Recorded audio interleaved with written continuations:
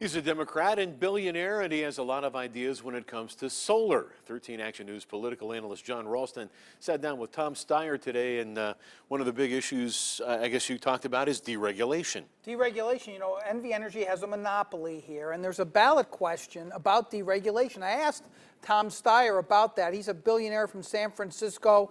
He's been very active in these kinds of causes. Deregulation was a disaster in California, but could it work here? Here's what Steyer said. With a monopoly, there's no competition.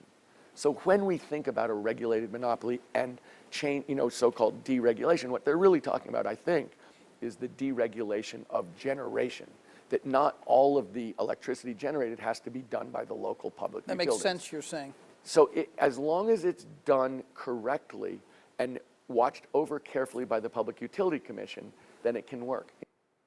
A lot of factors there, of course, working correctly, whatever that might mean. Has to pass twice here because it's a constitutional amendment. And the head of that monopoly, Paul Caudill, NV Energy, told me just last week that they are neutral. We'll see just how neutral a monopoly is about giving up a monopoly, Steve. What does he have to say about, just in general, Nevada's efforts toward solar energy? Because there have been some bumps in the road. He called the net metering decision, the so-called rooftop solar decision that they made here last year, disastrous. He obviously thought that was very bad. Remember, the rooftop solar folks tried to fix that with a ballot initiative, but it got knocked off the ballot. All right, thanks, John. You bet.